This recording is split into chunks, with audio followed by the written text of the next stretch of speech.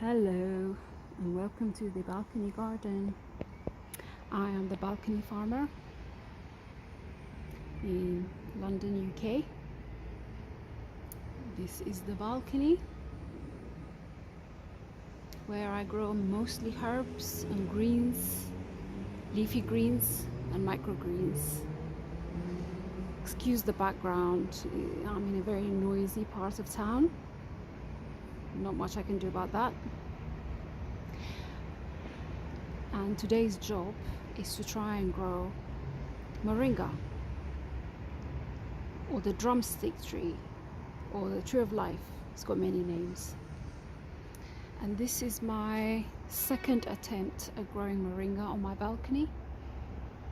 I first attempted to do this in 2023 and I managed to get a seedling going, but it didn't get I didn't get beyond that, so I'm trying a slightly different approach. If you want to watch what happened last time, is I have made videos on that, so go through my channel and find that, or maybe I'll link to it here. But this time I'm going to try and grow Moringa as microgreens, because obviously, you know, Moringa is a tree, a massive tree with very long tap roots that can reach down to groundwater level and even water itself. It's an amazing tree, and I don't have that kind of space here. I just have this container, this planter that I'm repurposing. So my plan is to grow it as microgreens. And this isn't even the best soil, it's just the soil that I have. I've been waiting for weeks to try and get decent soil. I just haven't had the time, and it's not easy to get decent soil where I am.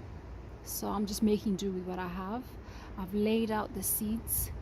So I've got two kinds of seeds. These ones, they are from Ethiopia, from Arbaminch area. They're a slightly different variety, and the shells, the outer shells, have been removed. I didn't remove them, I bought these seeds as they are. I wish they hadn't been removed, but this is what's available. They taste different as well.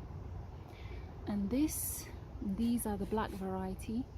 These I got from, they originally come from Jamaica, but I bought the seeds from Brixton, from the market, and I normally take these as supplements, but I want to grow them as microgreens. So this is what I'm going to do. I've already prepared the soil, and you can see I've laid out the seeds. So 1, 2, 3 here of the white one, and then the black ones.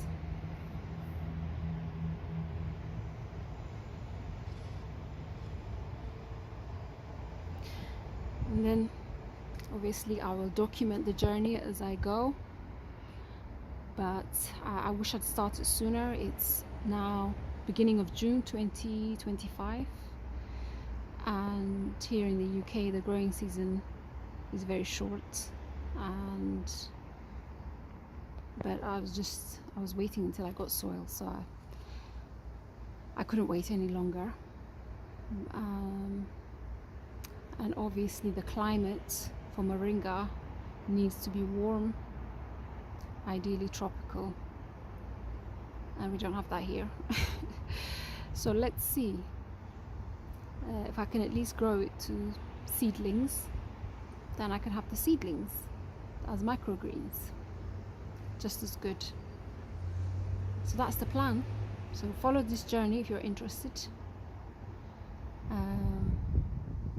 And hopefully the germination, I'll have successful germination of at least a couple of these seeds. Again, that was a failure last time. I think only one or two seeds germinated for me last time. So let's see, maybe I should be soaking them. There's a lot I should be doing, but anyway, let me try it and see how it goes, and I will report back. Otherwise, the rest of the garden is looking good. We've had a very dry spring in the UK. Our was reading that it's the driest spring in 50 years. It really hasn't rained much, but today luckily is a nice rainy day. We need the rain. And it's also makes me think about how important it is to plant the right things in the right environments, and also take measures to protect the soil and also preserve water as much as possible, using mulch, for example. And yeah, so that's the job for today. Next to it is some rockets and beetroots that I'm growing from seeds again, and lemon balm. I've been reading a lot about lemon balm recently. It is said to have calming effects, but it tastes good in any case. It's one of my favorite herbs. That's calendula. These are nasturtiums. Nettle over there, kale, sweet box, which is a very good dust trap. I live in a dusty area. Right in front of me is lots of construction, so I need that. Longleaf plantain, coriander or cilantro, mint, and sage. And also have a couple more. Basil, that's not doing so well. Rosemary, and my beautiful lavender.